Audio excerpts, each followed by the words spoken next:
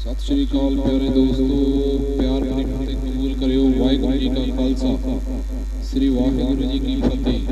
ਤੁਹਾਨੂੰ पता ही है कि दिन प्रति दिन ਅਸੀਂ ਤੁਹਾਨੂੰ ਭਾਰਤ ਦੇ ਸੰਵਿਧਾਨ ਪ੍ਰਤੀ ਨਵੀਆਂ ਜਾਣਕਾਰੀਆਂ ਮੁਹੱਈਆ ਕਰਵਾਉਂਦੇ ਰਹਿੰਦੇ ਹਾਂ ਕਿ ਦੱਸਦੇ ਰਹਿੰਦੇ ਹਾਂ ਕਿ ਭਾਰਤ ਦੇ ਸੰਵਿਧਾਨ ਦੇ ਵਿੱਚ ਤੁਹਾਡੇ ਲਈ ਕੀ ਲਿਖਿਆ ਤੇ ਇਸ ਸੰਵਿਧਾਨ ਨੂੰ ਬਣਾਉਣ ਦੀ ਲੋੜ ਹੋਈ। ਇਸ ਸੰਵਿਧਾਨ ਨੂੰ ਬਾਬਾ ਸਾਹਿਬ ਭੀਮਰਾਓ ਅੰਬੇਦਕਰ ਜੀ ਨੇ ਤੁਹਾਡੇ ਆਪਣੇ ਲੋਕਾਂ ਨੂੰ ਸਮਰਪਿਤ ਕੀਤਾ ਹੈ। ਇਹ ਸੰਵਿਧਾਨ ਕਿਸੇ ਜਾਤੀ, ਕਿਸੇ ਧਰਮ ਜਾਂ ਕਿਸੇ ਮਜ਼ਹਬ ਦਾ ਨਹੀਂ। ਇਹ ਸੰਵਿਧਾਨ ਭਾਰਤ ਦੇ ਲੋਕਾਂ ਤੇ ਭਾਰਤ ਦੇ ਲੋਕਾਂ ਦੇ ਲੋਕ ਹਿੱਤਾਂ ਲਈ ਬਣਾਇਆ ਗਿਆ ਸੰਵਿਧਾਨ ਹੈ। ਆਪਣੇ ਬੱਚਿਆਂ ਦੀ ਨਿੱਜੀ ਜ਼ਿੰਦਗੀ ਵਿੱਚ ਇਸ ਭਾਰਤ ਦੇ ਸੰਵਿਧਾਨ ਨੂੰ ਸ਼ਾਮਲ ਕਰੋ ਤਾਂ ਕਿ ਬੱਚੇ ਤੁਹਾਡੇ ਭਾਰਤ ਦੇ ਸੰਵਿਧਾਨ ਪ੍ਰਤੀ ਜਾਗਰੂਕ ਹੋ ਕੇ ਆਪਣੇ ਮੌਲਿਕ ਅਧਿਕਾਰਾਂ ਦੀ ਰੱਖਿਆ ਕਰ ਸਕਣ ਤੇ ਆਪਣੇ ਹੱਕ ਮੰਗ ਸਕਣ ਤੇ ਆਪਣੀ ਆਵਾਜ਼ ਨੂੰ ਬੁਲੰਦ ਕਰ ਸਕਣ। ਇਹ ਭਾਰਤ ਦਾ ਸੰਵਿਧਾਨ ਤੁਹਾਨੂੰ ਕਿਸੇ ਮਜ਼ਹਬ ਜਾਂ ਕਿਸੇ ਧਰਮ ਜਾਂ ਕਿਸੇ ਜਾਤ ਨਾਲ ਨਹੀਂ ਜੋੜਦਾ। ਇਹ ਭਾਰਤ ਦਾ ਸੰਵਿਧਾਨ ਤੁਹਾਨੂੰ ਭਾਰਤ ਦੇ ਨਾਗਰਿਕ ਹੋਣ ਦਾ ਮਾਣ ਮਹਿਸੂਸ ਕਰਾਉਂਦਾ ਹੈ ਤੇ ਇਹ ਵੀ ਦਰਸਾਉਂਦਾ ਹੈ ਕਿ ਸੰਵਿਧਾਨ ਦੇ ਅੰਦਰ ਜੋ ਤੁਹਾਨੂੰ ਹੱਕ ਲੈ ਕੇ ਦਿੱਤੇ ਨੇ ਉਸ ਵਿੱਚ ਕਿਸੇ ਜਾਤੀ, ਕਿਸੇ ਧਰਮ ਜਾਂ ਕਿਸੇ ਮਜ਼ਹਬ ਨਾਲ ਵਿਤਕਰਾ ਨਹੀਂ ਕਰਿਆ ਗਿਆ। ਉਹ ਇਸ ਸੰਵਿਧਾਨ ਦੇ ਅਧੀਨ ਸਭ ਨੂੰ ਬਰਾਬਰ ਦੇ ਹੱਕ ਲੈ ਕੇ ਦਿੱਤੇ ਗਏ। ਇਸ ਸੰਵਿਧਾਨ ਦੇ ਵਿੱਚ ਹੁਣ ਤੱਕ ਅਸੀਂ 367 ਆਰਟੀਕਲ ਪੜ੍ਹ ਚੁੱਕੇ ਹਾਂ, ਜਿਸ ਪ੍ਰਤੀ ਅਸੀਂ ਤੁਹਾਨੂੰ ਛੋਟੇ ਤੋਂ ਛੋਟੇ ਪੱਖ ਪ੍ਰਤੀ ਜਾਣੂ ਕਰਵਾ ਚੁੱਕੇ ਹਾਂ। ਹੋ ਸਕਦਾ ਹੈ ਕੁਝ ਪੱਖਾਂ ਤੋਂ ਤੁਸੀਂ ਸਹਿਮਤ ਨਾ ਹੋਵੋ ਜਾਂ ਕੁਝ ਆਰਟੀਕਲਾਂ ਪ੍ਰਤੀ ਤੁਹਾਨੂੰ ਜਾਣਕਾਰੀ ਨਾ ਮਿਲੀ ਹੋਵੇ, ਤਾਂ ਉਮੀਦ ਕਰਦੇ ਹਾਂ ਕਿ ਤੁਸੀਂ ਆਪਣੇ ਕਮੈਂਟ ਬਾਕਸ ਵਿੱਚ ਸਾਡੀ ਵੀਡੀਓ ਦੇ ਕਮੈਂਟ ਬਾਕਸ ਵਿੱਚ ਆਪਣੇ ਸੁਝਾਅ ਦਿਓ, ਆਪਣੇ ਪ੍ਰਸ਼ਨ ਪੁੱਛੋ। ਮੈਂ ਪੂਰੀ ਕੋਸ਼ਿਸ਼ ਕਰਾਂਗਾ ਤੁਹਾਨੂੰ ਉਹਨਾਂ ਪ੍ਰਸ਼ਨਾਂ ਪ੍ਰਤੀ ਪੂਰਾ ਸਪਸ਼ਟੀਕਰਨ ਦੇ ਸਕਾਂ ਤੇ ਤੁਹਾਨੂੰ ਸੰਤੁਸ਼ਟੀ ਕਰਵਾ ਸਕਾਂ।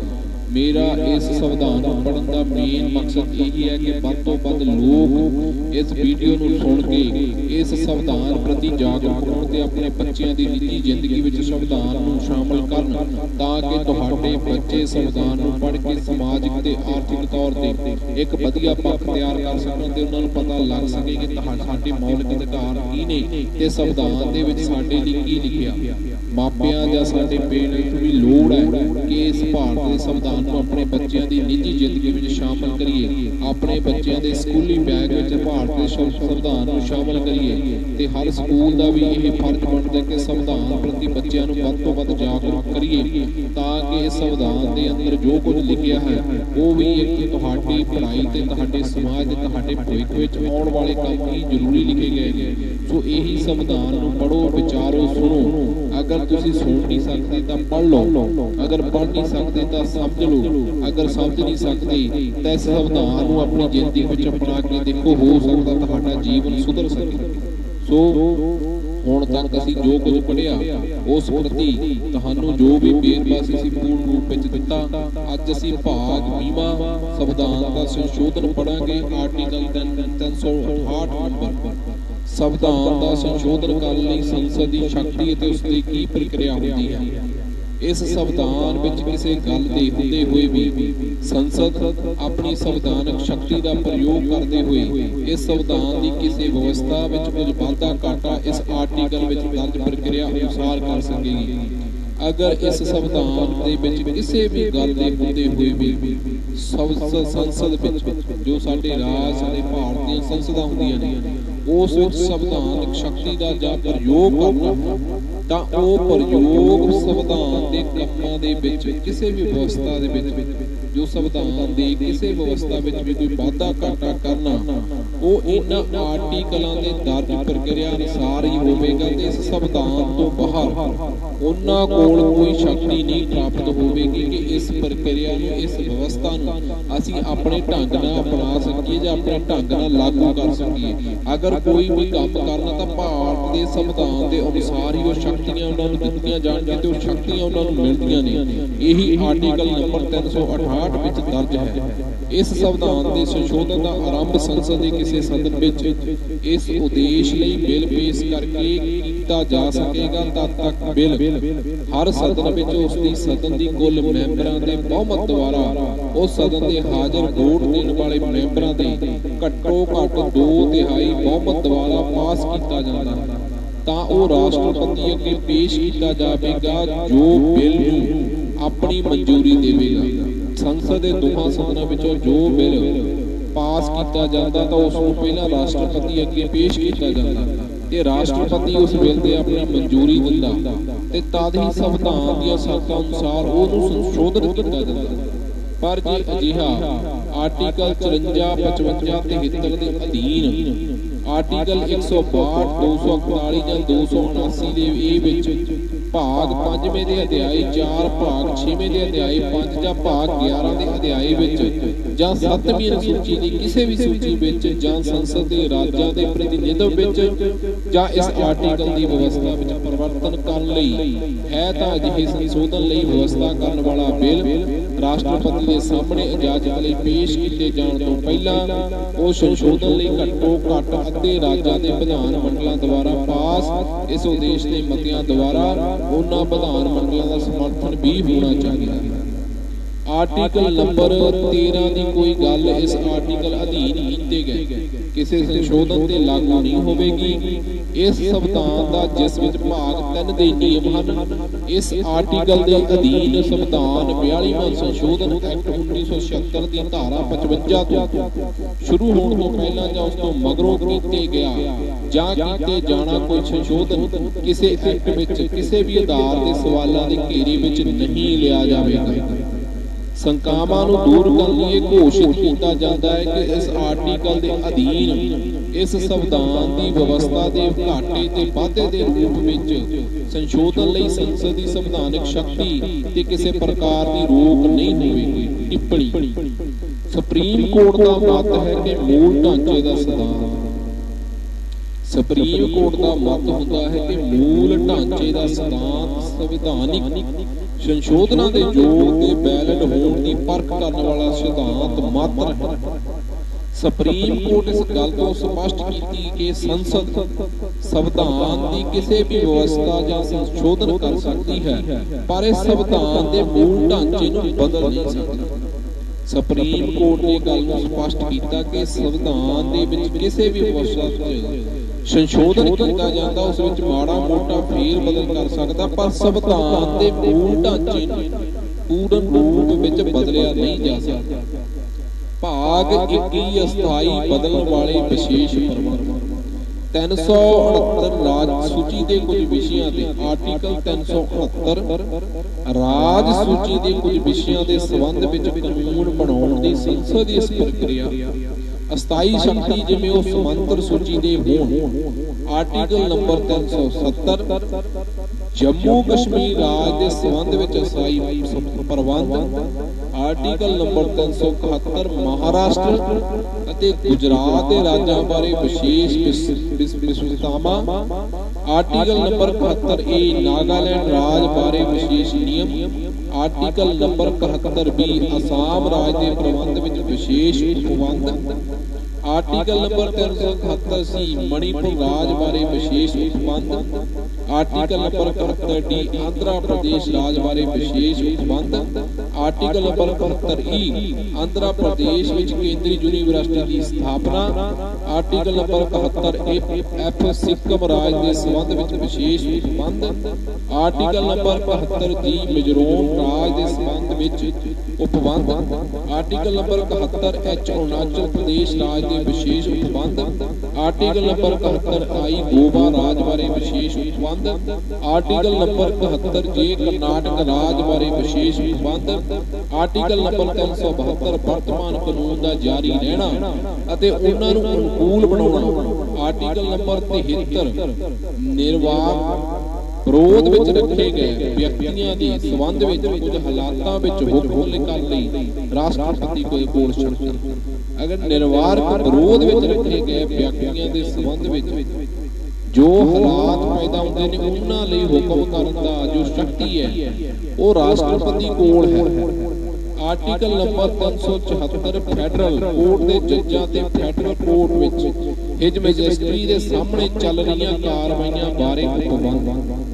ਆਰਟੀਕਲ ਨੰਬਰ 375 ਸੰਵਿਧਾਨ ਦੇ ਉਪਬੰਧਾਂ ਅਧੀਨ ਰਹਿੰਦੇ ਹੋਏ ਕੋਰਟਾਂ ਅਤੇ ਅਧਿਕਾਰੀਆਂ ਦੁਆਰਾ ਕੰਮ ਕਰਦੇ ਰਹਿਣਾ। ਆਰਟੀਕਲ ਨੰਬਰ 376 ਹਾਈ ਕੋਰਟ ਦੇ ਜੱਜਾਂ ਬਾਰੇ ਉਪਬੰਧ। ਆਰਟੀਕਲ ਨੰਬਰ 377 ਭਾਰਤ ਦੇ ਕੰਪਟਰੋਲਰ ਐਡ ਆਡੀਟਰ ਜਨਰਲ ਦੇ ਬਾਰੇ ਉਪਬੰਧ। ਆਰਟੀਕਲ ਨੰਬਰ 378 ਏ ਆਂਧਰਾ ਪ੍ਰਦੇਸ਼ ਵਿੱਚ ਵਿਧਾਨ ਸਭਾ ਦੀ ਮਿਆਦ ਬਾਰੇ ਵਿਸ਼ੇਸ਼ ਉਪਬੰਧ ਆਰਟੀਕਲ ਨੰਬਰ 379 ਤੇ 391 ਸੰਵਿਧਾਨ 7ਵਾਂ ਸੰਸ਼ੋਧਨ ਨਿਯਮ 1956 1956 ਦੀ ਧਾਰਾ ਤੋਂ 29 ਅਤੇ ਅਨੁਸੂਚੀਤ ਦੁਆਰਾ ਆਰਟੀਕਲ ਨੰਬਰ 392 ਕਠਿਨਾਈਆਂ ਨੂੰ ਦੂਰ ਕਰਨ ਵਾਲੀ ਸ਼ਕਤੀ ਰਾਸ਼ਟਰਪਤੀ ਕੋਲ ਉਪਲਬਧ ਹੁੰਦੀ ਹੈ। ਭਾਗ 22 ਸੰਖੇਪ ਦਾ ਪ੍ਰਾਰੰਭ। ਆਰਟੀਕਲ ਨੰਬਰ 393 ਸੰਖੇਪ ਨਾਮ ਇਸ ਸੰਵਿਧਾਨ ਦਾ ਸੰਖੇਪ ਨਾਮ ਭਾਰਤ ਦਾ ਸੰਵਿਧਾਨ ਹੈ। ਜੋ ਇਸ ਸੰਖੇਪ ਵਿੱਚ ਸੰਵਿਧਾਨ ਹੈ ਉਹ ਭਾਰਤ ਦਾ ਹੀ ਸੰਵਿਧਾਨ ਹੈ। ਆਰਟੀਕਲ ਨੰਬਰ 394 ਇਹ ਅਨੁਛੇਦ ਅਤੇ ਅਨੁਛੇਦ 5ਵੇਂ 6ਵੇਂ 7ਵੇਂ 8ਵੇਂ 9ਵੇਂ 60ਵੇਂ 324 366 367 379 300 388 391 393 ਤੇ 393 ਤੁਰੰਤ ਲਾਗੂ ਹੋਣਗੇ ਅਤੇ ਇਸ ਸੰਵਿਧਾਨ ਦੀਆਂ ਬਾਕੀ ਧਾਰਾਵਾਂ 26 ਜਨਵਰੀ 1950 ਤੋਂ ਲਾਗੂ ਹੋਣਗੀਆਂ, ਜਿਹੜਾ ਦਿਨ ਸੰਵਿਧਾਨ ਦੇ ਸ਼ੁਰੂ ਰੂਪ ਵਿੱਚ ਨਿਰਦੇਸ਼ ਕੀਤਾ ਗਿਆ ਸੀ। 26 ਜਨਵਰੀ 1950 ਨੂੰ ਭਾਰਤ ਦਾ ਸੰਵਿਧਾਨ ਲਾਗੂ ਹੋਇਆ ਤੇ ਇਸ ਦਿਨ ਦੀ ਛੁੱਟੀ ਤੁਹਾਨੂੰ ਦੇਖ ਸਕਦੇ ਸਾਡੇ ਬੱਚਿਆਂ ਨੂੰ 26 ਜਨਵਰੀ ਦੀ ਛੁੱਟੀ ਭਾਰਤ ਦੇ ਸੰਵਿਧਾਨ ਦੇ ਲਾਗੂ ਹੋਣ ਤੇ ਹੀ ਕੀਤੀ ਜਾਂਦੀ ਹੈ, ਕਿਉਂਕਿ ਇਸ ਸੰਵਿਧਾਨ ਨੂੰ ਡਾਕਟਰ ਭੀਮ ਰਾਓ ਅੰਬੇਦਕਰ ਜੀ 2 ਸਾਲ 11 ਮਹੀਨੇ 18 ਦਿਨ ਲਾ ਕੇ ਸੰਪੂਰਨ ਤੌਰ ਤੇ ਪੂਰਾ ਕੀਤਾ। ਆਰਟੀਕਲ ਨੰਬਰ 394 ਇਹ ਹਿੰਦੀ ਭਾਸ਼ਾ ਵਿੱਚ ਅਧਿਕਾਰਤ ਪਾਠ ਰਾਸ਼ਟਰਪਤੀ ਆਪਣੇ ਅਧਿਕਾਰ ਤਹਿਤ ਪਾਵੇਗਾ। 395 ਨੰਬਰ ਆਰਟੀਕਲ ਭਾਰਤ ਸੁਤੰਤਰਤਾ ਐਕਟ 1947 ਭਾਰਤ ਸੈਸ਼ਨ ਐਕਟ 195 ਆਦਿ ਸੰਵਿਧਾਨ ਦੇ ਲਾਗੂ ਹੋਣ ਦੇ ਰੱਦ ਕੀਤੇ ਜਾਂਦੇ ਹਨ। ਪਹਿਲੀ ਅਨੁਸੂਚੀ ਆਰਟੀਕਲ ਨੰਬਰ 1 ਤੇ ਆਰਟੀਕਲ ਨੰਬਰ 4 ਰਾਜ ਆਂਧਰਾ ਪ੍ਰਦੇਸ਼, ਅਸਾਮ, ਬਿਹਾਰ, ਗੁਜਰਾਤ, ਕੇਰਲ, ਮੱਧ ਪ੍ਰਦੇਸ਼, ਤਾਮਿਲਨਾਡੂ, ਮਹਾਰਾਸ਼ਟਰ, ਕਰਨਾਟਕ, ਉੜੀਸਾ, ਪੰਜਾਬ, ਰਾਜਸਥਾਨ, ਉੱਤਰ ਪ੍ਰਦੇਸ਼, ਪੱਛਮੀ ਬੰਗਾਲ, ਜੰਮੂ ਕਸ਼ਮੀਰ, ਨਾਗਾਲੈਂਡ, ਹਰਿਆਣਾ, ਹਿਮਾਚਲ ਪ੍ਰਦੇਸ਼, ਮਣੀਪੁਰ, ਤ੍ਰਿਪੁਰਾ, ਮੇਘਾਲਿਆ, ਸਿੱਕਮ, ਮਿਜ਼ੋਰਮ, ਅਰੁਣਾਚਲ ਪ੍ਰਦੇਸ਼, ਛੱਤੀਸਗੜ੍ਹ, ਗੋਆ, ਉੱਤਰਾਂਚਲ, ਤੇਲੰਗਾਨਾ ਇਹ ਭਾਰਤ ਦੇ ਜੋ ਪਹਿਲੀ ਸੂਚੀ ਦੇ ਰਾਜ ਨੇ। ਆਰਟੀਕਲ ਨੰਬਰ ਤੇ ਇੱਕ ਆਰਟੀਕਲ ਨੰਬਰ 4 ਤੇ ਰਾਜ ਇਹ ਰਾਜ 29 ਨੇ ਜਿਨ੍ਹਾਂ ਬਾਰੇ ਤੁਹਾਨੂੰ ਅਸੀਂ ਦੱਸਿਆ। ਹੁਣ ਸੰਘ 2 ਰਾਜ ਖੇਤਰ ਕਿਹੜੇ? ਦਿੱਲੀ, ਅੰਡੇਮਾਨ ਤੇ ਨਿਕੋਬਾਰ ਦੀਪ ਸਮੂਹ, ਲਕਸ਼ਦੀਪ, ਦਾਦਰਾ ਅਤੇ ਨਗਰ ਹਵੇਲੀ, ਦਮਨ ਅਤੇ ਦੀਪ, ਪਾਂਡੇਚੇਰੀ ਤੇ ਚੰਡੀਗੜ੍ਹ ਇਹ ਰਾਜ ਖੇਤਰ। ਦੂਜੀ ਅਨੁਸੂਚੀ ਦੇ ਵਿੱਚ ਰਾਸ਼ਟਰਪਤੀ ਤੇ ਰਾਜਾਂ ਦੇ ਰਾਜਪਾਲ ਬਾਰੇ ਪ੍ਰਬੰਧ ਕੀ ਨੇ। ਲੋਕ ਸਭਾ ਦੇ ਸਪੀਕਰ ਤੇ ਡਿਪਟੀ ਸਪੀਕਰ ਰਾਜ ਸਭਾ ਦੇ ਚੇਅਰਮੈਨ ਅਤੇ ਡਿਪਟੀ ਚੇਅਰਮੈਨ ਅਤੇ ਰਾਜ ਦੀ ਵਿਧਾਨ ਸਭਾ ਦੇ ਸਪੀਕਰ, ਡਿਪਟੀ ਸਪੀਕਰ ਅਤੇ ਵਿਧਾਨ ਸਭਾ ਦੇ ਚੇਅਰਮੈਨ ਤੇ ਡਿਪਟੀ ਚੇਅਰਮੈਨ ਦੇ ਬਾਰੇ ਰਾਜ ਵਿਵਸਥਾ, ਸੁਪਰੀਮ ਕੋਰਟ ਤੇ ਹਾਈ ਕੋਰਟ ਦੇ ਜੱਜਾਂ ਬਾਰੇ ਉਪਬੰਧ, ਭਾਰਤ ਦੇ ਕੰਟਰੋਲਰ ਅਤੇ ਆਡੀਟਰ ਜਨਰਲ ਬਾਰੇ ਕੀ ਵਿਵਸਥਾ ਹੈ ਉਹ ਤੁਸੀਂ ਪੜ੍ਹੋ। ਤੀਜੀ ਅਨੁਸੂਚੀ ਪਦ ਗ੍ਰਹਿਣ ਕਰਦੇ ਸਮੇਂ ਸਹੁੰ ਪੁਸ਼ਟੀ ਪ੍ਰੋਤਰਾ ਪ੍ਰਤਿਗਿਆ ਦਾ ਭੂਤ। ਚੌਥੀ ਅਨੁਸੂਚੀ ਹੈ ਰਾਜ ਸਭਾ ਵਿੱਚ ਸੀਟਾਂ ਦੀ ਵੰਡ। ਪੰਜਵੀਂ ਅਨੁਸੂਚੀ ਹੈ ਅਨੁਸੂਚਿਤ ਖੇਤਰਾਂ ਅਤੇ ਅਨੁਸੂਚਿਤ ਜਨਜਾਤਾਂ ਦੇ ਪ੍ਰਸ਼ਾਸਨ ਦੇ ਕੰਟਰੋਲ ਬਾਰੇ ਉਪਬੰਧ। ਛੇਵੀਂ ਅਨੁਸੂਚੀ ਹੈ ਅਸਮ, ਮੇਘਾਲਿਆ, ਤ੍ਰਿਪੁਰਾ ਤੇ ਮਿਜ਼ੋਰਮ ਰਾਜਾਂ ਦੇ ਜਨਜਾਤੀ ਖੇਤਰਾਂ ਲਈ ਪ੍ਰਸ਼ਾਸਨ ਬਾਰੇ ਉਪਬੰਧ। ਸੱਤਵੀਂ ਅਨੁਸੂਚੀ ਹੈ ਸੂਚੀ ਨੰਬਰ 1 ਸੰਘ ਦੀ ਸੂਚੀ। ਇਸ ਅਧੀਨ 97 ਵਿਸ਼ੇ ਦਿੱਤੇ ਗਏ ਹਨ। ਸੂਚੀ 2 ਰਾਜ ਸੂਚੀ, ਇਸ ਵਿੱਚ 66 ਵਿਸ਼ੇ ਦਿੱਤੇ ਗਏ। ਤੀਜੀ ਸੂਚੀ ਹੈ ਸਾਂਝੀ ਸੂਚੀ, ਸਮਾਂਤਰ ਸੂਚੀ, ਇਸ ਅਧੀਨ 17 ਵਿਸ਼ੇ ਹੁੰਦੇ ਹਨ।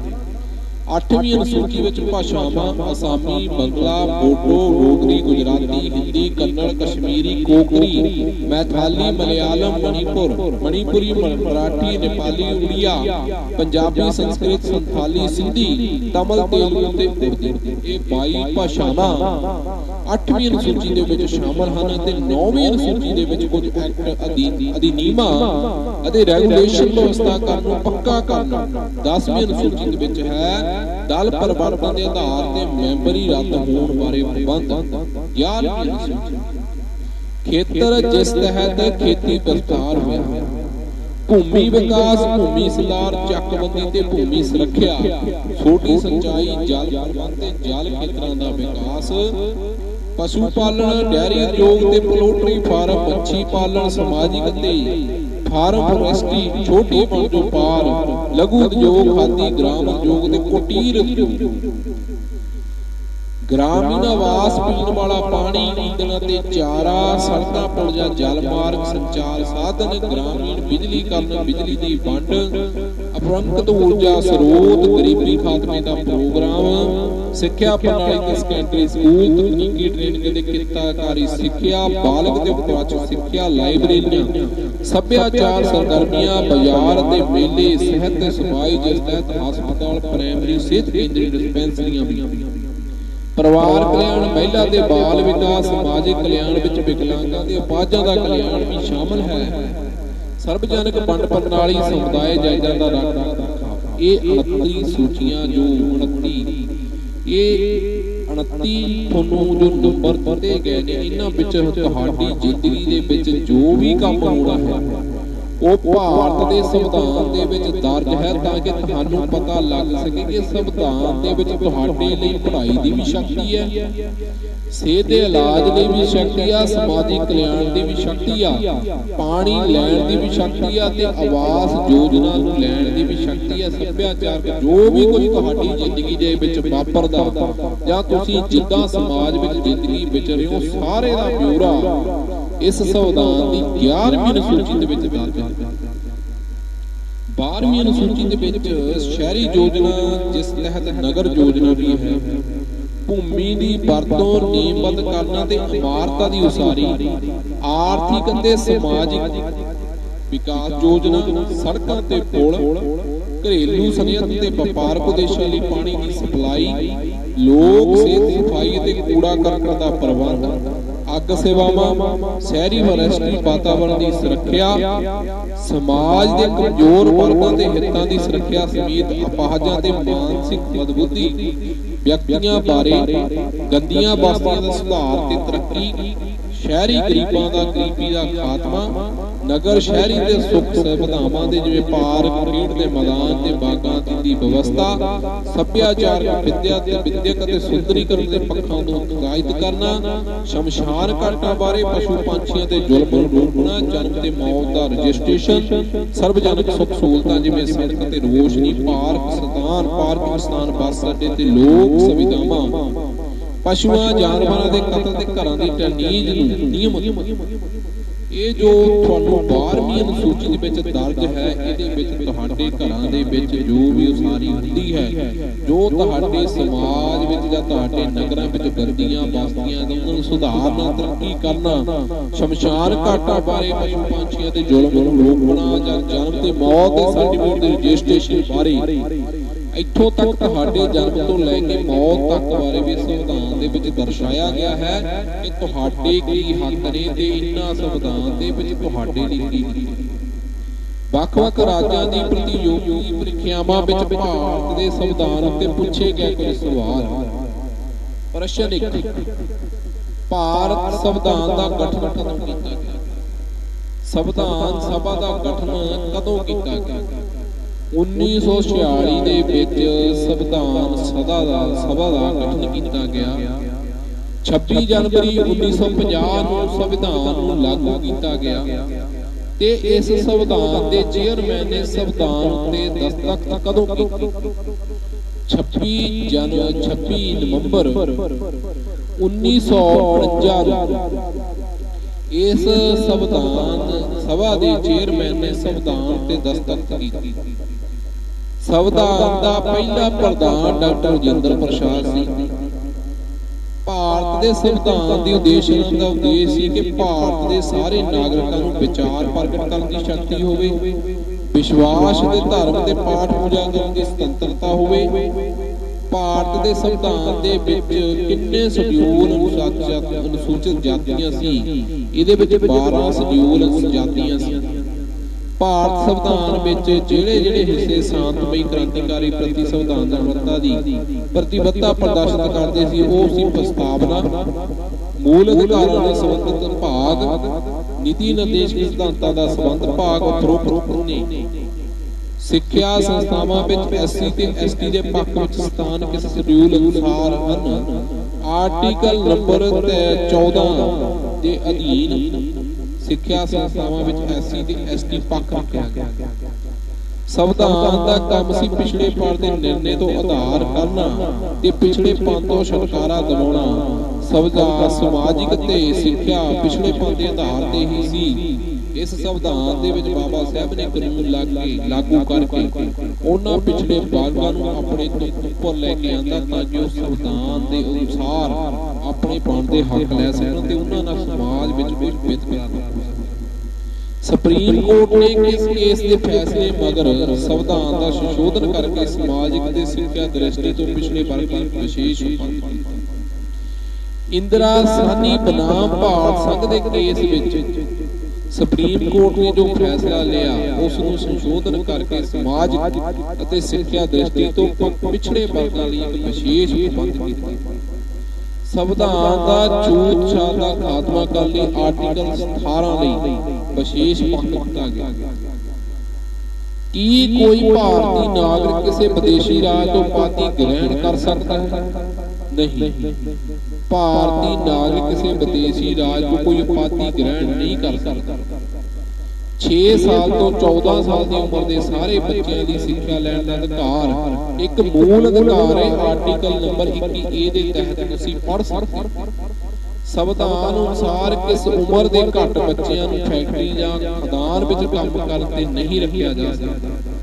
14 ਸਾਲ ਦੀ ਉਮਰ ਤੱਕ ਸੰਵਿਧਾਨ ਦੇ ਵਿੱਚ ਤੁਸੀਂ ਸੰਵਿਧਾਨ ਦੇ ਅਨੁਸਾਰ 14 ਸਾਲ ਦੇ ਬੱਚੇ ਨੂੰ ਫੈਕਟਰੀ ਜਾਂ ਖਦਾਨ ਵਿੱਚ ਕੰਮ ਕਰਨ ਲਈ ਨਹੀਂ ਰੱਖ ਸਕਦੇ।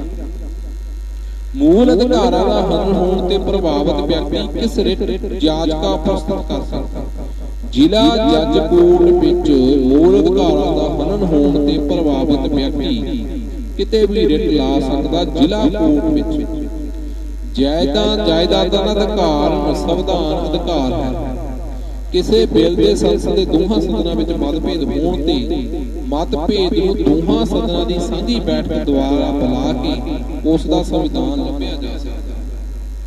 ਭਾਰਤ ਦੇ ਸੰਵਿਧਾਨ ਦੀ ਉਦੇਸ਼ਕ ਜੋ ਘੋਸ਼ਣਾ ਸੀ ਉਹ ਇੱਕ ਪ੍ਰਭੂਤਾ ਸੰਪੰਨ ਸਮਾਜਿਕ ਪੱਖ ਨਿਰਪੇਖ ਪ੍ਰਜਾਤੰਤਰਿਕ ਗਣਰਾਜ ਦੀ ਸੀ। ਸਿਆਸੀ में संविधान संशोधन अनुसार 2000 ਦੁਆਰਾ ਕਿਹੜਾ ਫਰਜ਼ ਮੂਲ ਫਰਜ਼ ਦੀ ਸੂਚੀ ਵਿੱਚ ਸ਼ਾਮਲ ਕੀਤਾ ਗਿਆ। 6 ਸਾਲ ਦੀ ਉਮਰ ਤੋਂ 14 ਸਾਲ ਤੱਕ ਦੇ ਬੱਚਿਆਂ, ਮਾਤਾ ਪਿਤਾ ਤੇ ਗਾਰਡੀਅਨ ਉਹਨਾਂ ਨੂੰ ਸਿੱਖਿਆ ਪ੍ਰਾਪਤੀ ਦੇ ਮੌਕੇ ਪ੍ਰਦਾਨ ਕਰਨ ਲਈ ਮੂਲ ਫਰਜ਼ਾਂ ਦੀ ਸੂਚੀ ਵਿੱਚ ਸ਼ਾਮਲ ਕੀਤਾ। ਕਿਸੇ ਕੇਸ ਵਿੱਚ ਸੁਪਰੀਮ ਕੋਰਟ ਨੇ ਕੇਂਦਰੀ ਸਿੱਖਿਆ ਸੰਸਥਾਵਾਂ ਦਾਖਲੇ ਵਿੱਚ ਰਾਖਵਾਂਕਰਨ ਅਧਿਨਿਯਮ 2006 OBC ਦਾਖਲੇ ਵਿੱਚ 27% ਰਾਖਵਾਂਕਰਨ ਕਰਨ ਦੇ ਕਾਨੂੰਨੀ ਘੋਸ਼ਿਤ ਕੀਤਾ। ਇਸ ਨੂੰ ਘੋਸ਼ਿਤ ਕਰਨ ਵਾਲਾ ਅਸ਼ੋਕ ਕੁਮਾਰ ਠਾਕੁਰ ਬਨਾਮ ਭਾਰਤ ਸੰਘ। ਰਾਜ ਦੀ ਨੀਤੀ ਨਿਰਦੇਸ਼ਕ ਤੱਤਾਂ ਦੇ ਲਾਗੂ ਕਰਨ ਦਾ ਫਰਜ਼ ਸੀ ਰਾਜ ਦਾ ਫਰਜ਼ ਨਿਭਾਉਣਾ। ਹੁਣ ਤੁਸੀਂ ਪੜੋਗੇ ਬਾਬਾ ਸਾਹਿਬ ਭੀਮ ਰਾਓ ਨੇ ਜੋ ਭਾਰਤ ਦਾ ਸੰਵਿਧਾਨ ਲਿਖਿਆ।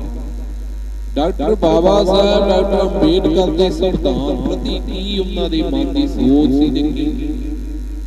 ਭਾਰਤ ਸੰਵਿਧਾਨ ਜਿਵੇਂ ਮੈਂ ਸਦਨ ਅੱਗੇ ਆਪਣੇ ਭਾਸ਼ਣ ਦੇ ਸ਼ੁਰੂ ਵਿੱਚ ਪ੍ਰਸਤਾਵ ਦੇ ਸਮਰਥਨ ਵਿੱਚ ਕਿਹਾ ਹੈ, ਸੰਵਿਧਾਨ ਇੱਕ ਬਣਤਰ ਹੈ, ਇੱਕ ਰਚਨਾ ਹੈ, ਇੱਕ ਪ੍ਰਬੰਧ ਹੈ ਜਿਸ ਦਾ ਉਦੇਸ਼ ਰਾਜ ਦੇ ਵੱਖ-ਵੱਖ ਅੰਗਾਂ ਤੇ ਕੰਮਕਾਜ ਨੂੰ ਨਿਯਮਿਤ ਕਰਨਾ। ਇਹ ਕੋਈ ਐਸਾ ਪ੍ਰਬੰਧ ਨਹੀਂ ਹੈ ਜਿਸ ਦੁਆਰਾ ਖਾਸ ਦਲ ਦੇ ਖਾਸ ਮੈਂਬਰਾਂ ਨੂੰ ਅਧਿਕਾਰ ਦਿੱਤੇ ਜਾਣ। ਰਾਜ ਦੀ ਨੀਤੀ ਦੀ ਕੀ ਹੋਵੇ, ਸਮਾਜਿਕ ਅਤੇ ਆਰਥਿਕ ਪੱਖਾਂ ਤੋਂ ਸਮਾਜ ਨੂੰ ਕਿਵੇਂ ਸੰਗਠਿਤ ਕੀਤਾ ਜਾਵੇ, ਇਹ ਫੈਸਲਾ ਲੋਕਾਂ ਨੇ ਆਪ ਅਤੇ ਸਥਿਤੀਆਂ ਦੇ ਅਨੁਸਾਰ ਕਰਨਾ। ਆਪ ਅਤੇ ਸਥਿਤੀਆਂ ਦੇ ਅਨੁਸਾਰ ਕਰਨਾ। ਇਹ ਸੰਵਿਧਾਨ ਵਿੱਚ ਨਹੀਂ ਲਿਖਿਆ ਜਾ ਸਕਦਾ ਕਿਉਂਕਿ ਇਸ ਦਾ ਭਾਵ ਲੋਕਤੰਤਰ ਨੂੰ ਖਤਮ ਕਰਨਾ। ਇਹ ਫੈਸਲਾ ਲੋਕਾਂ ਨੇ ਆਪ ਸਮੇਂ ਸਥਿਤੀਆਂ ਅਨੁਸਾਰ ਕਰਨਾ ਹੈ। ਇਹ ਸੰਵਿਧਾਨ ਵਿੱਚ ਨਹੀਂ ਲਿਖਿਆ ਜਾ ਸਕਦਾ ਕਿਉਂਕਿ ਇਸ ਦਾ ਭਾਵ ਲੋਕਤੰਤਰ ਨੂੰ ਖਤਮ ਕਰਨਾ। ਬਾਬਾ ਸਾਹਿਬ ਦਾ ਕਹਿਣ ਦਾ ਮਤਲਬ ਸੀ ਕਿ ਸਮੇਂ ਦੀ ਜੋ ਸਥਿਤੀ ਸੀ अगर तुसी उस प्रति अपनी आवाज बुलंद नहीं करते तां इस ये नहीं मन्निया जा सकता कि संविधान तुहानूं उसकी इजाजत नहीं दिंदा। ਭਾਰਤ ਦੇ ਸੰਵਿਧਾਨ ਦੇ ਵਿੱਚ ਤੁਹਾਨੂੰ ਆਪਣਾ ਹੱਕ ਰੱਖਣ ਦਾ ਪੂਰਾ ਅਧਿਕਾਰ ਹੈ। ਇਸ ਇੱਕ ਲਾਈਨ ਵਿੱਚ ਬਾਬਾ ਸਾਹਿਬ ਨੇ ਇਹ ਲਿਖਿਆ, ਅਗਰ ਮੈਂ ਇਸ ਨੂੰ ਸੰਵਿਧਾਨ ਦੇ ਵਿੱਚ ਨਹੀਂ ਵੀ ਲਿਖਦਾ ਤਾਂ ਇਸ ਦਾ ਮਤਲਬ ਇਹ ਨਹੀਂ ਕਿ ਲੋਕ ਲੋਕਤੰਤਰ ਜਾਂ ਲੋਕ ਰਾਜ ਖਤਮ ਹੋ ਜਾਵੇ। ਸੰਵਿਧਾਨ ਵਿੱਚ ਮੌਲਿਕ ਦਸਤਾਵੇਜ਼ ਹੁੰਦੇ ਹਨ ਜੋ ਰਾਜ ਦੇ ਤਿੰਨ ਕਾਰਜਪਾਲਿਕਾ, ਨਿਆਂਪਾਲਿਕਾ ਤੇ ਵਿਧਾਨ ਮੰਡਲ ਦੀ ਸਥਿਤੀ ਅਤੇ ਸ਼ਕਤੀਆਂ ਨੂੰ ਪਰਿਭਾਸ਼ਿਤ ਕਰਦੇ ਹਨ। ਇਸ ਵਿੱਚ ਨਾਗਰਿਕ ਬਨਾਮ ਕਾਰਜਪਾਲਿਕਾ ਅਤੇ ਵਿਧਾਨ ਮੰਡਲ ਦੀਆਂ ਸ਼ਕਤੀਆਂ ਵੀ ਸ਼ਾਮਲ ਹਨ। ਜਿਵੇਂ ਕਿ ਸਾਡੇ ਮੂਲ ਨਾਇਕਾਂ ਇਸ ਵਿੱਚ ਨਗਰਪਾਲਿਕਾ ਬਨਾਮ ਕਾਰਜਪਾਲਿਕਾ ਦੇ ਵਿਧਾਨ ਮੰਡਲ ਦੀਆਂ ਸ਼ਕਤੀਆਂ ਨੂੰ ਵੀ ਪਰਿਭਾਸ਼ਿਤ ਕੀਤਾ ਜਾਂਦਾ ਹੈ। ਜਿਵੇਂ ਕਿ ਸਾਡੇ ਮੂਲ ਅਧਿਕਾਰਾਂ ਬਾਰੇ ਅਧਿਆਇ ਵਿੱਚ ਲਿਖਿਆ ਗਿਆ ਹੈ ਕਿ ਅਸਲ ਵਿੱਚ ਸੰਵਿਧਾਨ ਦਾ ਉਦੇਸ਼ ਕੇਵਲ ਰਾਜਾਂ ਦੇ ਅੰਗਾਂ ਦਾ ਨਿਰਮਾਣ ਹੀ ਕਰਨਾ ਨਹੀਂ, ਬਲਕਿ ਰਾਜ ਦੀ ਅਧਿਕਾਰ ਸ਼ਕਤੀ ਨੂੰ ਸੀਮਿਤ ਕਰਨਾ ਹੈ। ਕਿਉਂਕਿ ਜਿਵੇਂ ਵੱਖ-ਵੱਖ ਅੰਗਾਂ ਦੇ ਸੱਤਾਂ ਅਧਿਕਾਰ ਸੀਮਿਤ ਨਾ ਕੀਤੇ ਗਏ ਤਾਂ ਅਤਿਆਚਾਰ ਤੇ ਦਮਨ ਦਾ ਕੋਈ ਹਿਸਾਬ ਨਹੀਂ ਰਹੇਗਾ।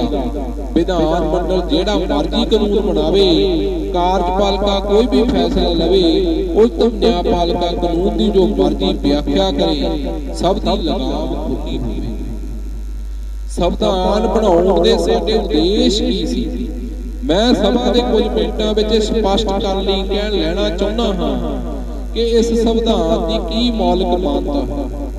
ਜਿਵੇਂ ਮੈਂ ਦੱਸਿਆ ਹੈ ਕਿ ਬਣਤਰ ਤੌਰ ਤੇ ਸਾਡਾ ਸੰਵਿਧਾਨ ਸੰਸਦੀ ਲੋਕਤੰਤਰ ਦੀ ਸਥਾਪਨਾ ਕਰਦਾ ਹੈ। ਸ਼ਾਸਨ ਪ੍ਰਣਾਲੀ ਦੀ ਦ੍ਰਿਸ਼ਟੀ ਤੋਂ ਸੰਸਦੀ ਲੋਕਤੰਤਰ ਦਾ ਅਰਥ ਹੈ ਇੱਕ ਵਿਅਕਤੀ ਤੇ ਇੱਕ ਵੋਟ। ਸਾਡਾ ਇਹ ਵੀ ਭਾਵ ਹੈ ਕਿ ਹਰ ਸਰਕਾਰ ਆਪਣੀ ਰੋਜ਼ ਦੀ ਕਾਰਜਵਾਰੀ ਅਤੇ ਇੱਕ ਖਾਸ ਮਿਆਦ ਦੇ ਅੰਤ ਤੇ ਜਦੋਂ ਵੋਟਰਾਂ ਨੂੰ ਸਰਕਾਰ ਦੇ ਕੰਮਾਂ ਦਾ ਲੇਖਾ ਜੋਖਾ ਕਰਨ ਦਾ ਅਵਸਰ ਦਿੱਤਾ ਜਾਵੇਗਾ, ਬਾਰੇ ਆਲੋਚਨਾ ਦੇ ਸੰਬੰਧੇ ਵਿੱਚ ਰਹੇਗੀ। ਇਸ ਸੰਵਿਧਾਨ ਵਿੱਚ ਰਾਜਨੀਤਿਕ ਲੋਕਤੰਤਰ ਇਸ ਕਾਰਨ ਦੀ ਸਥਾਪਿਤ ਕੀਤਾ ਕਿ ਅਸੀਂ ਕਿਸੇ ਵੀ ਲੋਕਤੰਤਰ ਦੇ ਕਿਸੇ ਵਿਸ਼ੇਸ਼ ਸਮੂਹ ਦੀ ਸਦੀਵੀ ਤਾਨਾਸ਼ਾਹੀ ਸਥਾਪਿਤ ਕਰਨਾ ਨਹੀਂ ਚਾਹੁੰਦੇ।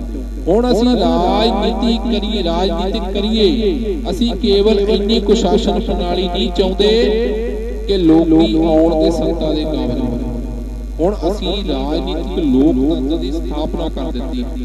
ਸਾਡੀ ਇੱਛਾ ਹੈ ਕਿ ਅਸੀਂ ਆਪਣਾ ਆਦਰਸ਼ ਆਰਥਿਕ ਲੋਕਤੰਤਰ ਵੀ ਸਥਾਪਿਤ ਕਰੀਏ। ਅਸੀਂ ਕੇਵਲ ਇੰਨੀ ਕੁ ਸ਼ਾਸਨ ਪ੍ਰਣਾਲੀ ਨਹੀਂ ਚਾਹੁੰਦੇ ਕਿ ਲੋਕ ਆਉਣ ਤੇ ਸੱਤਾ ਦੇ ਕਾਬਿਲ ਹੋ ਜਾਣ। ਸੰਵਿਧਾਨ ਸਰਕਾਰ ਬਣਾਉਣ ਵਾਲਿਆਂ ਸਾਹਮਣੇ ਇੱਕ ਆਦਰਸ਼ ਰੱਖਣਾ ਚਾਹੁੰਦਾ। ਉਹ ਆਦਰਸ਼ ਹੈ ਆਰਥਿਕ ਲੋਕਤੰਤਰ ਦਾ। ਇਸ ਦਾ ਅਰਥ ਹੈ ਮੈਂ ਕਰਦਾ ਹਾਂ ਇੱਕ ਵਿਅਕਤੀ ਤੇ ਇੱਕ ਵੋਟ। ਸਵਾਲ ਹੈ ਕਿ ਇਸ ਬਾਰੇ ਸਾਡੇ ਕੋਈ ਨਿਸ਼ਚਿਤ ਵਿਚਾਰ ਹੈ ਕਿ ਆਰਥਿਕ ਲੋਕਤੰਤਰ ਕਿਵੇਂ ਲਿਆਉਣਾ। ਕਈ ਤਰੀਕੇ ਹਨ, ਜਿਵੇਂ ਕਿ ਲੋਕ ਵਿਸ਼ਵਾਸ ਕਰਦੇ ਹਨ ਕਿ ਆਰਥਿਕ ਲੋਕਤੰਤਰ ਦੀ ਸਥਾਪਨਾ ਕੀਤੀ ਜਾ ਸਕਦੀ ਹੈ। ਕਈਆਂ ਦਾ ਮਤ ਹੈ ਕਿ ਸਮਾਜਵਾਦੀ ਰਾਜ ਆਰਥਿਕ ਲੋਕਤੰਤਰ ਦਾ ਉੱਤਮ ਰੂਪ ਹੈ। ਕਈ ਕਮਿਊਨਿਸਟ ਵਿਚਾਰਾਂ ਦੀ ਪੈਰਵੀ ਕਰਦੇ ਹਨ। ਇਹ ਸੋਚਦੇ ਆ ਕਿ ਆਰਥਿਕ ਪ੍ਰਜਾਤੰਤਰ ਦੀ ਸਥਾਪਨਾ ਦੇ ਕਈ ਤਰੀਕੇ ਹਨ। ਅਸੀਂ ਜਾਣ ਬੁੱਝ ਕੇ ਨਿਰਦੇਸ਼ ਸਿਧਾਂਤਾਂ ਵਿੱਚ ਅਜਿਹੀ ਭਾਸ਼ਾ ਦੀ ਵਰਤੋਂ ਕੀਤੀ ਜੋ ਨਿਸ਼ਚਿਤ ਜਾਂ ਸਖਤ ਨਹੀਂ ਹੈ, ਪਰ ਵੱਖ-ਵੱਖ ਸੋਚਾਂ ਬਾਰੇ ਲੋਕਾਂ ਲਈ ਅਸੀਂ ਕਾਫੀ ਗੁੰਜਾਇਸ਼ ਰੱਖੀ ਹੈ ਤਾਂ ਕਿ ਆਰਥਿਕ ਪ੍ਰਜਾਤੰਤਰ ਦੇ ਆਦੇਸ਼ ਲਈ ਪ੍ਰਾਪਤੀ ਲਈ ਉਹ ਆਪੋ ਆਪਣੇ ਤਰੀਕੇ ਨਾਲ ਵੋਟਰਾਂ ਨੂੰ ਸਮਝਾ ਸਕਣ ਕਿ ਆਰਥਿਕ ਲੋਕਤੰਤਰ ਤੱਕ ਪੁੱਜਣ ਲਈ ਇਹ ਉਹ ਸਭ ਤੋਂ ਚੰਗਾ ਰਾਹ ਹੈ ਜੋ ਵੋਟ ਦਾ ਅਧਿਕਾਰ। ਜਿਵੇਂ ਵੀ ਉਹ ਕੰਮ ਕਰਨਾ ਚਾਹੁੰਦੇ ਹਨ, ਉਹਨਾਂ ਨੂੰ ਪੂਰੀ ਖੁੱਲ੍ਹ ਦਿੱਤੀ ਜਾਂਦੀ ਹੈ ਤੇ ਉਹਨਾਂ ਨੂੰ ਰੋਕਿਆ ਨਹੀਂ ਜਾਵੇਗਾ। ਸ਼੍ਰੀਮਾਨ ਜੀ, ਇਹੀ ਕਾਰਨ ਹੈ ਕਿ ਭਾਗ 4 ਦੇ ਆਰਟੀਕਲਾਂ ਦੀਆਂ ਭਾਸ਼ਾਵਾਂ ਡਰਾਫਟਿੰਗ ਕਮੇਟੀ ਦੇ ਇਸ ਪ੍ਰਕਾਰ ਰੱਖੀ ਹੈ ਜਿਵੇਂ ਠੀਕ ਸਮਝਿਆ ਗਿਆ ਹੈ। ਐਸੀ ਕਿਸੇ ਵਸਤੂ ਨੂੰ ਨਿਸ਼ਚਿਤ ਸਖਤ ਸ਼ਕਲ ਦੇਣ ਦਾ ਕੋਈ ਫਾਇਦਾ ਨਹੀਂ ਜੋ ਸਮੇਂ ਸਥਿਤੀਆਂ ਅਨੁਸਾਰ ਮੌਲਿਕ ਤੌਰ ਤੇ ਤਬਦੀਲੀਆਂ ਅਧੀਨ ਹੋਵੇ। ਇਸ ਲਈ ਇਹ ਕਹਿਣ ਦਾ ਕੋਈ ਲਾਭ ਨਹੀਂ ਕਿ ਨਿਰਦੇਸ਼ ਸਿਧਾਂਤਾਂ ਦਾ ਕੋਈ ਰੂਪ ਰੇਖਾ ਬਿਆਨ ਕਰਦੇ ਹਨ। ਸਮਾਜ ਵਿੱਚ ਜਾਣ ਬੁੱਝ ਕੇ ਸਿਧਾਂਤਾਂ ਨੂੰ ਨਜ਼ਰਅੰਦਾਜ਼ ਕਰਦੇ ਹਾਂ ਕਿਉਂਕਿ ਅਸੀਂ ਨਹੀਂ ਸੀ ਚਾਹੁੰਦੇ ਕਿ ਸੰਵਿਧਾਨ ਕੇਵਲ ਸੰਸਦੀ ਸਰਕਾਰ ਦਾ ਸਰੂਪ ਹੋਵੇ। ਆਰਥਿਕ ਆਦਰਸ਼ ਲਈ ਕੋਈ ਦਿਸ਼ਾ ਹੀ ਨਾ ਹੋਵੇ, ਸਮਾਜਿਕ ਵਿਸ਼ਵਤਾਵਾਂ ਲਈ ਕੋਈ ਸੇਧ ਹੀ ਨਾ ਹੋਵੇ। ਜਿਹੜੇ ਮਿੱਤਰ ਸੁਭਾਅ ਤੇ ਉਤੇਜਿਤ ਹੋ ਗਏ, ਧਿਆਨ ਵਿੱਚ ਰੱਖਣ ਜੋ ਮੈਂ ਹੁਣੇ ਕਿਹਾ ਹੈ ਕਿ ਸੰਵਿਧਾਨ ਨਿਰਮਾਣ ਵਿੱਚ ਸਾਡੇ ਦੋ ਉਦੇਸ਼ ਹਨ। ਪਹਿਲਾ, ਰਾਜਨੀਤਿਕ ਲੋਕਤੰਤਰ ਦਾ ਸਰੂਪ ਨਿਰਧਾਰਤ ਕਰਨਾ। ਦੂਜਾ, ਇਹ ਲੋਕਤੰਤਰ ਲਈ ਯਤਨ ਕਰਨਾ। ਇਹ ਨਿਰਧਾਰਨ ਕਰਨਗੇ ਕਿ ਸਾਡਾ ਆਦਰਸ਼ ਆਰਥਿਕ ਲੋਕਤੰਤਰ ਅਤੇ ਇਹ ਵੀ ਸਰਕਾਰ ਕੋਈ ਆਵੇ, ਹਰ ਸਰਕਾਰ ਦਾ ਆਰਥਿਕ ਲੋਕਤੰਤਰ ਲਈ ਯਤਨ ਕਰੇਗੀ ਜੋ ਮੈਂਬਰਾਂ ਦੀਆਂ ਗਲਤ ਫਹਿਮੀਆਂ ਨੂੰ ਦੂਰ ਹੋਣ। ਬ੍ਰਿਟਿਸ਼ ਪ੍ਰਣਾਲੀ ਉਚਿਤ ਨਹੀਂ। ਭਾਰਤ ਵਿੱਚ ਬਹੁਮਤ ਸੰਪਰਦਾਇਕ ਬਹੁਮਤ ਹੈ। ਸਮਾਜਿਕ ਤੇ ਰਾਜਨੀਤਿਕ ਕੋਈ ਪ੍ਰੋਗਰਾਮ ਨਹੀਂ ਹੋਵੇ, ਬਹੁਮਤ ਬਹੁਗਿਣਤੀ ਦਾ ਚਿੱਤਰ ਸੰਪਰਦਾਇਕ ਹੈ ਤੇ ਰਹੇਗਾ। ਕੋਈ ਵੀ ਸੱਚਾਈ ਨੂੰ ਬਦਲ ਨਹੀਂ ਸਕਦਾ। ਜੋ ਇਸ ਦੇ ਮੱਦੇ ਨਜ਼ਰ ਸਪਸ਼ਟ ਹੈ ਕਿ ਜੇ ਇੱਥੇ ਬ੍ਰਿਟਿਸ਼ ਪ੍ਰਣਾਲੀ ਨੂੰ ਲਾਗੂ ਕੀਤਾ ਗਿਆ ਤਾਂ ਇਸ ਨਤੀਜਾ ਸੰਪਰਦਾਇਕ ਬਹੁਮਤ ਨੂੰ ਪੱਕੇ ਤੌਰ ਤੇ ਕਾਰਜਪਾਲਕ ਦੀਆਂ ਸ਼ਕਤੀਆਂ ਨੂੰ ਪ੍ਰਦਾਨ ਕਰਨਾ ਹੋਵੇਗਾ। ਸੋ ਅੱਗੇ ਅਸੀਂ ਕੱਲ ਪੜਾਂਗੇ ਇਸ ਸੰਵਿਧਾਨ ਦੇ ਵਿੱਚ ਜੋ ਹੁਣ ਤੱਕ ਤੁਸੀਂ ਸੁਣਿਆ ਜਾਂ ਪੜ੍ਹਿਆ, ਉਸ ਸੰਵਿਧਾਨ ਦੇ ਅਸਲ ਤੁਹਾਨੂੰ ਇੱਕ ਛੋਟੀ ਗੱਲ ਦੀ ਜਾਣੂ ਕਰਵਾਇਆ ਤੇ ਪੂਰਾ ਤੁਹਾਨੂੰ ਸਪਸ਼ਟੀਕਰਨ ਦਿੱਤਾ ਕਿ ਭਾਰਤ ਦਾ ਸੰਵਿਧਾਨ ਤੁਹਾਡੇ ਮੂਲ ਅਧਿਕਾਰਾਂ ਤੇ ਤੁਹਾਡੇ ਮੌਲਿਕ ਅਧਿਕਾਰਾਂ ਦੀ ਰੱਖਿਆ ਕਰਦਾ ਕਿ ਭਾਰਤ ਦਾ ਸੰਵਿਧਾਨ ਤੁਹਾਡੇ ਆਪਣੇ ਲੋਕਾਂ ਦਾ ਸੰਵਿਧਾਨ। ਇਸ ਸੰਵਿਧਾਨ ਨੂੰ ਆਪਣੇ ਬੱਚਿਆਂ ਦੀ ਮੁੱਢਲੀ ਜ਼ਿੰਦਗੀ ਵਿੱਚ ਸ਼ਾਮਲ ਕਰੋ ਤਾਂ ਕਿ ਤੁਹਾਡੇ ਬੱਚੇ ਵੀ ਪੜ੍ਹ ਕੇ ਇਸ ਸੰਵਿਧਾਨ ਪ੍ਰਤੀ ਜਾਗਰੂਕ ਹੋਣ ਤੇ ਆਪਣਾ ਹੱਕ ਪੇਸ਼ ਕਰ ਸਕਣ। ਸੋ ਅਗਲੀ ਵੀਡੀਓ ਕੱਲ ਕਰਾਂਗੇ ਤੇ ਤੁਹਾਡੇ ਚੈਨਲਾਂ ਦੇ ਵਿੱਚ ਪੇਸ਼ ਕਰਾਂਗੇ। ਹੋ ਸਕਦਾ ਤੁਸੀਂ ਇਸ ਵੀਡੀਓ ਰਾਹੀਂ ਕੁਝ ਜਾਗਰੂਕ ਹੋ ਸਕੋ। ਅਗਰ ਤੁਹਾਡੇ ਮਨ ਦੇ ਵਿੱਚ ਕੋਈ ਸਵਾਲ ਹੈ ਤਾਂ ਕਮੈਂਟ ਬਾਕਸ ਵਿੱਚ ਤੁਸੀਂ ਆਪਣਾ ਪ੍ਰਸ਼ਨ ਪੁੱਛ ਕੇ ਜਾਂ ਸਵਾਲ ਪੁੱਛ ਕੇ ਆਪਣਾ ਪੁੱਛ ਸਕਦੇ ਹੋ ਜਾਂ ਉਸਦਾ ਸਪਸ਼ਟੀਕਰਨ ਕਰ ਮੰਗ ਸਕਦੇ ਹੋ। ਮੈਂ ਕੋਸ਼ਿਸ਼ ਕਰਾਂਗਾ ਤੁਹਾਨੂੰ ਸਵਾਲਾਂ ਪ੍ਰਤੀ ਪੂਰੀ ਸੰਤੁਸ਼ਟੀ ਦੇਣ ਦੀ। ਸਤਿ ਸ਼੍ਰੀ ਅਕਾਲ।